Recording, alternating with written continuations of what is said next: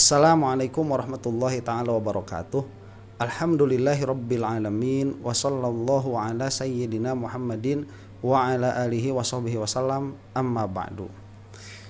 Di dalam kolom komentar video-video saya banyak yang meminta agar mereaksi perdebatan dalam tanda kutip ya antara Heri Pras dengan Gus Adjir dan timnya. Kenapa saya katakan perdebatan dalam tanda kutip? Karena pada akhirnya itu bukan perdebatan. Dari mana kesimpulan saya bahwa itu bukan perdebatan? Dari keadaan bahwa mereka itu tidak berdebat. Bagaimana atau kenapa saya mengatakan mereka itu tidak berdebat? Karena tidak memakai aturan. Ya itu apa ya, saling berbicara saja. Jadi Gus Adjir berbicara begitu, Heri Pras ngomong. Kemudian nanti kesimpulannya diberikan kepada yang melihat, yang menonton, yang mana yang menonton juga banyak tidak tahu aturan perdebatan itu apa. Nah, kalau kita suka begitu ya terhadap sebuah perdebatan, apalagi ini adalah di dalam permasalahan agama, itu kan sebetulnya ada tuh kitabnya, ada Bulbahthi wal Munazoroh. Itu adalah kitab yang mengatur tentang perdebatan. Jadi kalau misalkan kita mau ngajak seseorang untuk berdebat, tetapi orang tersebut tidak memiliki kapasitas atau kapabilitas untuk berdebat, seharusnya memang tidak diajak untuk berdebat. Atau perdebatan itu supaya tidak terjadi aja sekalian begitu. Atau kalau kita mau humiliating begitu ya, membuat malu orang-orang yang bodoh tapi dia tuh sok pintar, kemudian diajak berdebat, kita itu tidak perlu masuk ke dalam permasalahan perdebatannya, tetapi kita itu cukup untuk menguji yang bersangkutan itu apakah yang bersangkutan itu memang memiliki kapabilitas untuk berdebat atau tidak. Nah, makanya sebetulnya begitu ya, dari apa yang sudah saya lihat, nanti insya Allah akan kita lihat videonya. Timnya Heri Pras dan kawan-kawan sebagaimana Wahabi dan Salafi, yang kata mereka Salafi begitu. Permasalahan mereka itu, mereka tidak mengerti dalil itu apa. Nah, kenapa saya mengatakan mereka tidak mengerti dalil itu apa? Karena dari perdebatan dalam tanda kutip kemarin saja begitu ya, Gus Adjir ini sudah membawa berbagai macam dalil, berbagai jenis bentuk dalil, tetapi tidak satupun dalil itu ditanggapi. Malah hanya ditanggapi dengan mengatakan itu bukan perbuatan Rasul, itu bukan perkataan Rasul begitu. Padahal perkataan dia bahwa itu bukan perkataan Rasul juga bukan perkataan Rasul sebetulnya. Jadi bagaimana dia itu mau masuk ke dalam permasalahan ini bukan perkataan Rasul, padahal yang dikatakan oleh yang bersangkutan juga bukan perkataan Rasul. Nah, supaya kita memiliki gambaran dulu saja ya, supaya ada manfaatnya video ini, kita itu harus memahami apa itu dalil. Jadi dalil itu diperlukan tatkala kita tidak bisa mengakses secara langsung kepada madlul. Jadi karena ini adalah permasalahan tentang hukum syar'i, hukum agama, bagaimana hukumnya? Nanti yang akan kita saksikan adalah tawasul tuh atau tabarruk lewat kuburan. Bagaimana hukumnya tabarruk lewat kuburan? Nah, ini kan sebetulnya kalau Rasulullah Shallallahu Alaihi Wasallam itu ada, sebetulnya kan selesai permasalahannya, tinggal tanya kepada Rasul. Ya Rasulullah, bagaimana saya ini tabarruk kepada kuburan, kan begitu. Kalau Rasulullah mengatakan boleh, selesai urusan. Atau malah kalau kata Rasul kerjakan, itu malah jadi sunnah atau malah jadi wajib begitu ya. Dalam pengertian berarti Rasul mengabarkan hukumnya itu wajib, sunnah, mubah, makruh atau haram. Cuman permasalahannya tatkala Rasulullah SAW itu tidak ada, maka kita memerlukan sesuatu yang lain yang menunjukkan kepada hukum sejatinya bagaimana. Karena akses terhadap hukum aslinya itu tidak ada. Nah, yang menunjukkan kepada hukum aslinya itu, itulah yang kita sebut sebagai dalil. Nah, makanya dalil itu dia tidak pernah sorih begitu ya. Dalil itu dia tidak pernah apa yang kita cari. Jadi kalau misalkan yang kita cari itu adalah hukumnya tabarruk ke dalam kubur, kemudian kita tiba-tiba menemukan ada hadis sahih yang secara tegas begitu ya mengatakan bahwa tabarruk terhadap kubur itu hukumnya sunnah lah, katakan demikian, atau hukumnya itu adalah mubah, makanya sudah selesai.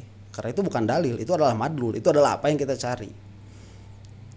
Tetapi kebanyakan hukum itu tidak demikian. Malah kalau misalkan kita mau melihat ya hukum yang langsung diucapkan oleh Rasulullah SAW demikian adanya itu sedikit sekali. Di antaranya yang ada itu mencari ilmu. Thalabul ilmi fardhotun ala kulli muslimin, selesai. Berarti hukumnya mencari ilmu adalah wajib. Itu dikatakan langsung oleh Rasulullah SAW. Itu sudah madlulnya seperti itu. Yang lain-lain misalkan kalau kita mau melihat Syafi'iyah itu mewajibkan niat di dalam takbiratul ihram.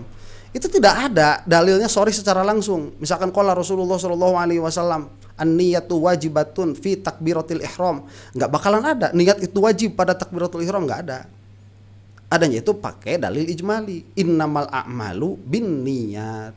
Kemudian kita melihat di situ ada yang mahdzuf, yaitu sahnya, jadi dikatakan innamasihatul a'mali binniyat. Kemudian kita memakai pengertian bahwa yang namanya takbiratul ihram itu adalah perbuatan, ya, salat itu adalah perbuatan. Dan perbuatan salat itu yang pertama kalinya adalah di dalam takbiratul ihram. Maka kita mengeluarkan tuh premis-premis, ya. Setiap takbiratul ihram itu adalah amal, atau kita katakan salat itu adalah amal. Nah, kemudian kita ambil hadis umum tadi, setiap amal sahnya itu karena niat.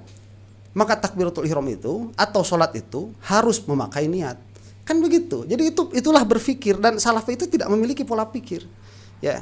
Jadi yang harus dipahami oleh Salafi Wahabi itu adalah apa itu dalil, itu harus dipahami. Nah, dalil itu bukan ainul madlul, ya. Nah, susah kan?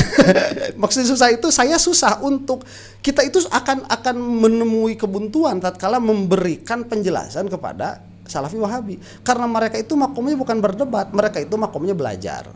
Nah, supaya kita jadi reaksi lah, ya, ini jadi supaya video ini tidak menjadi video daurah usul fikih begitu, kita akan saksikan sajalah bagaimana perdebatan kemarin antara Terry Pras dan Gus Adjir. Jadi tema yang diangkat adalah tabaruk ke kuburan orang soleh.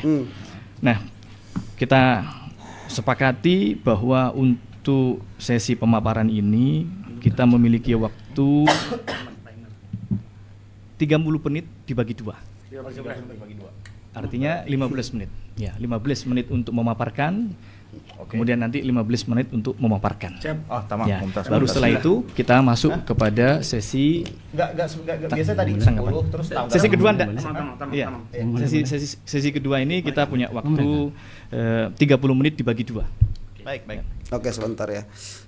Ini mah kritik saya terhadap perdebatan secara umum begitu ya. Perdebatan itu seharusnya tidak dibatasi waktu seharusnya. Kalau kita mau selesai begitu di dalam satu permasalahan di dalam perdebatan itu, kita nggak usah dikasih waktu setengah jam. Kadang-kadang perdebatan itu 5 menit selesai. Tapi kadang-kadang butuh berhari-hari, bahkan mungkin berminggu-minggu. Ini kalau kita memang mau mencari benar begitu ya, nggak usah pakai waktu. Kalau saya nanti kalau suatu waktu berdebat, saya cuman pernah berdebat 1 kali. Kalau kita katakan itu berdebat begitu ya, saya tidak memberikan berapa lama waktunya, nggak ada. Kita selesaikan permasalahan ini sampai selesai. Karena kalau tidak sampai selesai, ya pada akhirnya tidak mengeluarkan apa-apa begitu. Baik, kita akan menghitung waktu. Tamam, kami persilahkan untuk Gus Adjir atau Ustaz Faris. Assalamualaikum warahmatullahi wabarakatuh. Waalaikumsalam Bismillah, warahmatullahi walhamdulillah, wabarakatuh. wassalatu wassalamu ala rasulillah Sayyidina Muhammad ibn Abdullah wa ala alihi wa sahbihi wa mawalah, la hawla wa la quwata illa billah, amma ba'dah. Oke, ini kita tidak akan mereaksi semuanya. Kita cuma akan melihat ini sebetulnya apa yang berusaha disampaikan oleh Gus Adjir. Kemudian nanti kita akan melihat bagaimana tanggapannya timnya Harry Pras itu. Baik, kami akan memaparkan apa yang kemudian menjadi landasan kami ini bertabaruk dengan kuburus solehin. Oke, langsung saja. Di situ ada 2 kata, tabaruk dan kuburus solehin. Yang pertama, mengenai definisi tabaruk. Kata Al-Imam Syekh Saleh bin Abdul Aziz Al-Syekh dalam kitab At-Tamhid li Syarhi Kitab Tauhid. Beliau mengatakan fatabarruk huwa talabul khairul katsir. Yang namanya tabarruk ini adalah mencari kebaikan yang banyak. Oke, sebentar. Apa yang dilakukan oleh Gus Adjir di sini? Yang dilakukan oleh Gus Adjir di sini adalah prinsip pertama di dalam berdebat. Apa itu? Kita harus sama ya di dalam konsepsi apa yang kita perdebatkan. Jadi kalau yang diperdebatkan itu adalah tabarruk kuburan solihin, maka betul tabaruknya dulu harus kita bahas. Dan ini dibahas oleh Gus Ajir karena beliau itu tahu ya berdebat itu harus apa yang dilakukan pertama kali. Tapi ini tidak sama sekali disinggung oleh Heri Pras. Kita malah akan melihat nanti malah ngeliatin HP begitu ya. Gak pantas diajak debat emang. Dan Gus Ajir ini sudah bagus, sudah memberikan banyak sekali kemudahan untuk Salafi Wahabi di dalam berdebat karena yang diambil ini adalah kitab dari Salafi, dari Wahabi begitu. Jadi tabarruk dari definisi yang mana definisinya ini yang mendefinisikan adalah Wahabi karena Tamhid li Syarhi Kitab Tauhid Syekh Shalih bin Abdul Aziz Al-Syekh yang bersangkutan ini adalah Wahabois kalau tidak salah begitu ya. Li Syarhi Kitab Tauhid, Kitab Tauhid miliknya siapa itu Muhammad bin Abdul Wahab kalau tidak salah itu. Jadi seharusnya itu sudah bagus menunjukkan tidak memakai tabarruk dari pengertian siapa namanya ulama Asy'ariyah misalkan ya atau kalau di dalam fikih misalkan ulama Syafi'iyah kan tidak memakai itu. Ini sudah satu poin plus sebetulnya kalau Anda itu mau melihat kapasitas seseorang di dalam keilmuannya begitu ya. Bukan cuma mau ngelihat dua orang ngomong. Ini Gus Ajir itu sudah poin plus di sini. Yang mana ini sekali lagi saya katakan tidak ditanggapi sama sekali oleh grupnya Heri Pras tuh. Ini saya baca secara cepat karena yang saya bacakan cukup banyak. Kemudian yang kedua, apakah di makamnya orang soleh ini kemudian ada berkah? Itu kan menjadi pertanyaan kedua. Apakah kemudian di makamnya orang soleh itu ada berkah? Jadi langsung saja saya mengutip pendapatnya Al-Imam Ibnu Taimiyah dalam kitab Iqtida'us Shiratal Mustaqim. Saya terjemahkan secara bebas karena ibarahnya cukup panjang. Ini nanti kita mungkin tidak akan mendengar ibarahnya secara lengkap gitu ya. Kemudian kedua ini apa yang dilakukan oleh Gus Ajir? Yang dilakukan oleh Gus Ajir adalah notion ya atau katakanlah suatu qadiyah, suatu pengetahuan di dalam tetapnya berkah pada kuburnya orang-orang soleh. Nah ini apakah ada atau tidak? Lah itu kan dikeluarkan tuh dalilnya. Gus Ajir juga sudah berbaik hati begitu. Tanazul atas madhabnya Wahabois. Kemana madhabnya? Ke madhabnya tidak bermadhab. Ibnu Taimiyah katakan di sini. Itu kan mengambil perkataannya Ibnu Taimiyah tuh. Tidak memakai Syafi'iyah lagi. Sudah bagus lagi. Ini poin kedua bagi Gus Ajir. Ya, kalau misalkan kita mengatakan bolehkah tabarruk ke dalam kuburan orang soleh kan begitu, kita tanyakan satu apa itu tabarruk. Yang kedua, apakah di dalam makamnya orang soleh ini ada barokahnya atau tidak begitu? Atau apakah di dalam kuburan orang soleh ini ada keutamaannya atau tidak? Dan Gus Ajir mengeluarkan banyak sekali dalil di sini yang tidak perlu saya perhatikan satu-satu ya, karena sudah juga saya melihatnya sebagian dari perdebatan ini. Jadi silahkan langsung ke videonya Gus Ajir kalau mau mengetahui apa yang disampaikan oleh Gus Ajir di sini. Beliau mengatakan bahwasannya karomah-karomah yang muncul di kuburnya orang-orang soleh, berupa hal-hal yang khawariqul adat, kemudian di situ ada nuzulil anwar, kemudian ada malaikat, ada yang malaikat menjaga dari syaitan, dari hewan dan sebagainya. Kemudian mensyafaati orang-orang yang ada di sebelahnya. Kemudian kita dianjurkan untuk berkubur di situ. Kata Ibnu Taimiyah, fajinsu hadza haqqun.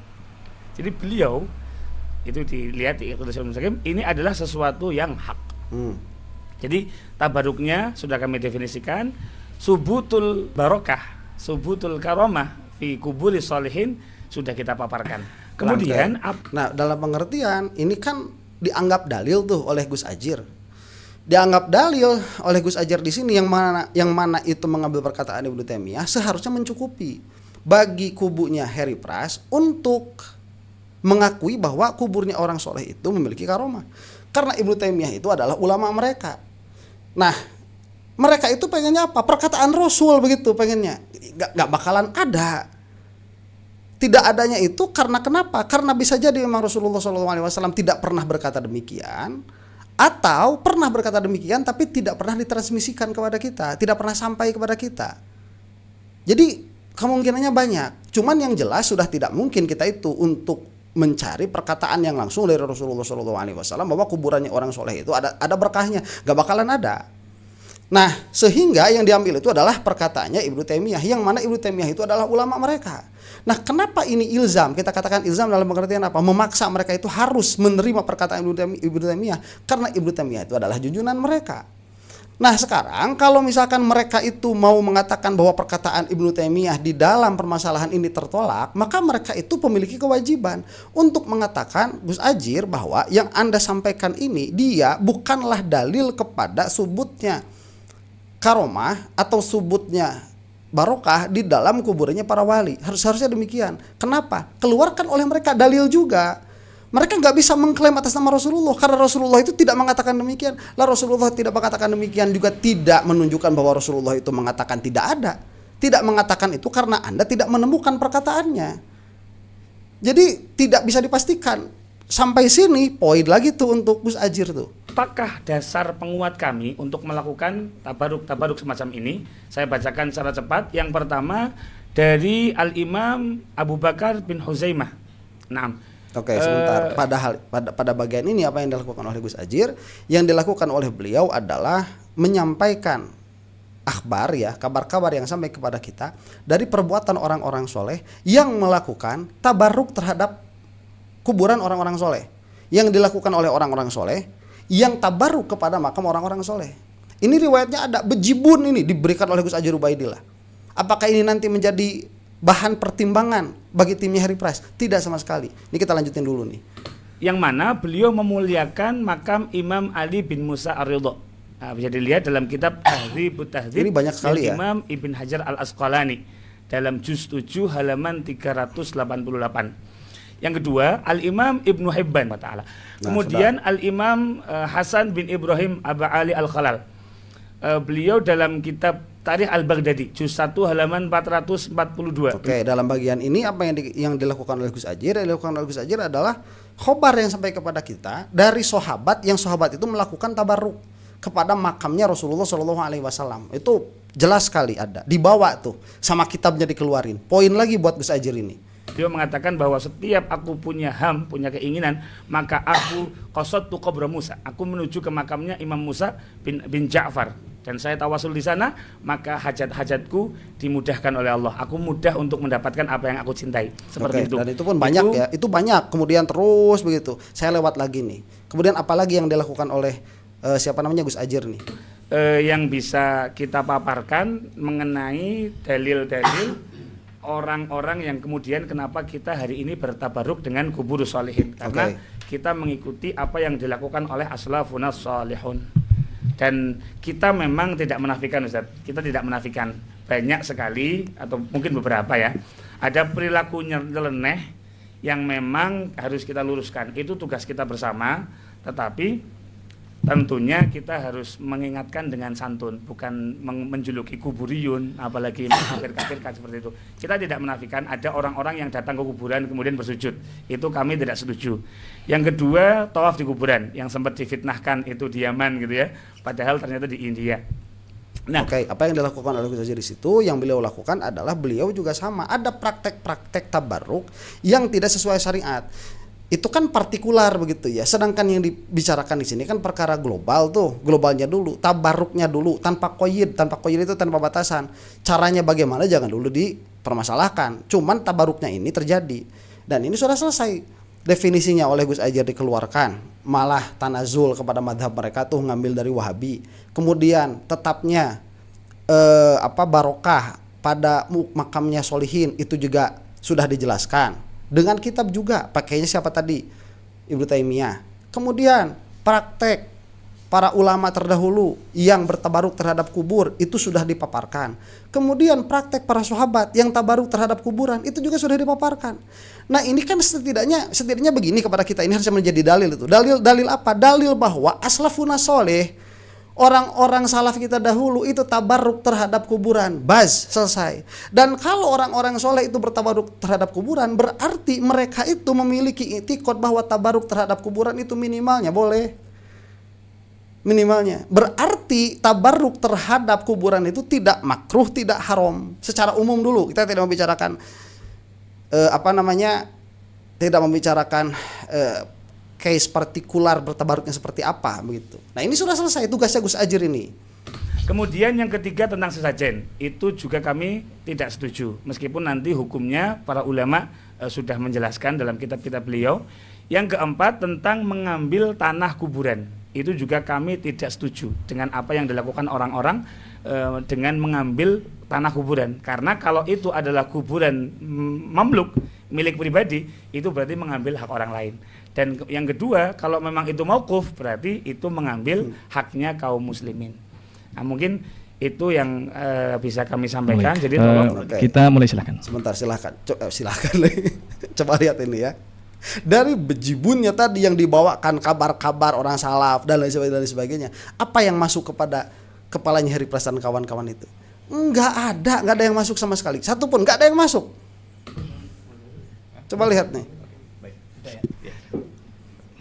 Udah ya? Ya, silakan. Oke. Tadi saya belum sempat menjawab pertanyaan dari Gus Ajir bahwa saya bukan mengedit-edit video, tapi saya men-screenshot dari video. Berbeda dengan kelakuan orang-orang yang seperti ini. Mungkin kamera bisa ngelihat ya. Dan ini bukan satu-satunya. Ada grup yang dimana selalu membuat seperti ini dengan akun-akun palsu. Dan saya yakin mereka bukan orang yang tidak paham dengan cara seperti ini. Kenapa? Orang-orang semacam ini banyak membuat editan-editan yang sejatinya benar-benar diedit, bukan men-screenshot dari video atau foto asli. Apa yang diomongin coba? Ya, kita ini berdebat itu ya, ada satu permasalahan yang mana permasalahan ini ada perbedaan pandangan ya. Dalam hal ini supaya kita langsung mengenai tabarruk kepada makamnya orang soleh. Tatkala berbeda pandangan, ini kan seharusnya masing-masing pihak mengeluarkan argumennya kenapa pandangan dia itu berbeda.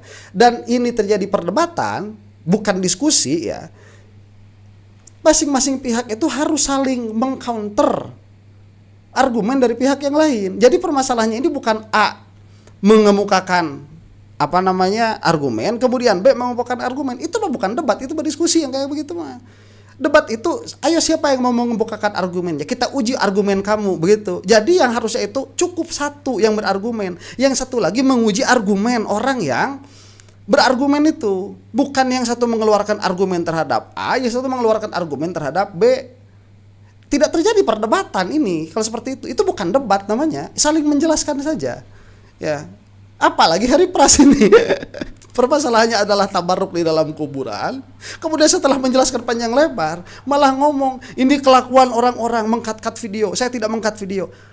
Waduh, ya di tempat yang lain lah. Ini makanya kenapa yang namanya debat itu harus ada adabnya, harus ada aturannya, tata caranya, dan orang yang berdebat harus tahu bagaimana tata cara berdebat. Susah. Jadi saya tidak pernah. izin nambahkan dulu biar clear. Nanti Afan guys. Ya. Sebentar ya, pantasan aja yang orang-orang di sebelahnya ini kan tidak mau diakui sebagai guru oleh Heri Pras itu nggak mau. Ya, itu ada videonya kan. Antum gurunya Heri Pras bukan. Tapi diakuinya sama si Heri Pras gurunya nih. Udah? Aduh. Ya, silakan dilanjutkan. Boleh saya minta Ustaz? Waktu sebentar ya. Ya, boleh. Bismillah, Coba lihat. alhamdulillah. Orang ini nggak tahu siapa namanya ya. Kaidah Kemana mengatakan larinya tuh? wadhi'ul barakati huwallah. Yang memberikan barokah itu Allah. Ya. Oke, coba langsung mengatakan ada kaidah wadiul barakati wallah. Kan nggak nyambung. Ini kita lagi berbicara mengenai siapa wadiul barokah atau tetapnya barokah pada kuburan. Ini kan kita mengatakan tetapnya barokah pada kuburan. Itu ada yang mengatakannya bukan saya, bukan kata Gus Ajir itu. Kira-kiranya begitu. Yang mengatakan bukan saya, yang mengatakan itu Ibnu Taimiyah sendiri di dalam kitab Anu. Itu kan tetapnya barokah, bukan siapa yang menyimpan barokah di situ. Ya. Malah nanti kalau di dalam tauhid itu bukan menyimpan barokah, nanti yang memberikan barokah secara langsung ya Allah Subhanahu wa taala. Jadi sudah off, sudah keluar sekali, jauh melenceng dari perdebatan itu. Jauh melenceng. Allahu huwal mubarik wal makhluqu huwal mubarak. Satu. Nah, itu udah nggak usah dijelaskan karena itu bukan perkara perdebatannya. Dan kalau misalkan kita masuk ke situ, sama itu mah kita dengan antum itu sama ya, bahwa pada akhirnya hakikatnya yang memberikan barokah itu bukan kuburan, bukan. Yang memberikan barokah itu Allah Subhanahu wa taala, dan yang diberikan barokahnya itu siapa? Yang diberikan barokahnya itu ya sahibut tabarruknya. Itu sudah jelas. Jadi apa sih yang kita omongin di sini? Nggak nyambung orang ini, nggak punya telinga. Makanya kalau dikatakan orang-orang yang hatinya sudah tertutup itu summun bukmun umyun fahum la yarji'un, udah nggak bisa balik mau dikasih penjelasan apapun karena itu tidak pernah didengarkan. Dan kalau nanti akan mengatakan si ustadz yang sebelahnya itu ya, ini kami itu mengikuti Rasul dan lain sebagainya. Saya tidak mengatakan kaidah yang disebutkan ini salah, tetapi pola pikirnya itu salah. Kenapa? Karena kalau dia itu meminta perkataan Rasul, apakah perkataan wadiul barokah wallahu huwa al-mubarrik dan apa itu al-makhluk huwa al-mubarruk misalkan. Apakah itu perkataan Rasul? Bukan. Lah kamu itu membantah perkataan yang bukan perkataan Rasul dengan perkataan bahwa kamu itu hanya menerima perkataan Rasul, tetapi tatkala kamu itu membantah dalam tanda kutip karena ini bukan bantahan, bukan dengar perkataan Rasul, kan aneh. Ya, inilah yang disebut berbicara dengan hawa nafsu. Apa standar mereka itu tidak kena kepada diri mereka sendiri. Kita lanjutkan lagi nih. Kemudian yang kedua, al-aslu fi barakatil a'yan, benda ya, at-tauqifu 'alal adillah. Sahih harusnya dalilnya, bukan yang mungkar, bukan yang dhaif, bukan yang dipermasalahkan riwayatnya. Satu. Kemudian yang kedua, itu bukan perkataan Rasul juga. Dia itu maunya perkataan Rasul, ini yang diucapkan juga bukan perkataan Rasul. Itu hadis siapa? Hadis dhaif itu masih lebih bagus daripada perkataannya orang ini. Karena hadis dhaif itu ada kemungkinan nisbah kepada Rasulullah SAW secara riwayat. Perkataan ini tidak ada nisbahnya kepada Rasulullah SAW aslan sama sekali. Hadis dhaif itu ada kemungkinannya, walau diqoh begitu, meskipun sedikit ada kemungkinan. Makanya kenapa hadis dhaif itu tidak dibuang sama sekali? Karena itu ada kemungkinan Rasulullah SAW memang begitu berkata seperti itu. Ya, karena orang yang suka berbohong pun kadang-kadang kalau sudah membawa nama Rasulullah itu tidak berbohong. Jadi ada kemungkinannya. Perkataan orang ini nggak ada. Saya tidak mengatakan perkataannya itu salah, karena itu lain hal. Ya, mereka itu suka berkutat di dalam riwayat. Oh ini riwayat yang mana? Hadis sahih atau tidak? Dari Rasulullah atau bukan? Yang mereka bawa juga bukan dari Rasul. Al-aslu fi barakatil azminah at-tauqifu 'alal adillah. Al-aslu fi barakatil amkinah at-tauqifu 'alal adillah. Hukum asalnya berkahnya waktu, berkahnya tempat itu harus berlandaskan dengan dalil yang sahih yang tidak bermasalah di isnadnya. Kata siapa itu? Bukan perkataan Rasul juga. Ini perkataannya lemah. Kalau tuntutan mereka itu dari Gus Ajir ingin hadis sahih, lah perkataan mereka juga bukan hadis. Kemudian al-barakatu dzatiyatun muntaqilah wa ma'nawiyatun lazimah. Ini bi'tibari taqsim. Jadi berkah itu zat yang berpindah dan ma'nawiyah yang lazim. Ini harus dipisahkan, jangan digabung, gitu kan? Apa? Yang dzatiyah itu hanya ada pada diri Rasulullah sallallahu alaihi wasallam. Kemudian yang terakhir, mana min haitsu taksim? Mana taksimnya? Nggak ada. Taksim itu harus ada wajh taksimnya. Asyai itu idza kana bla bla bla maka dia A. Jika tidak demikian maka dia B.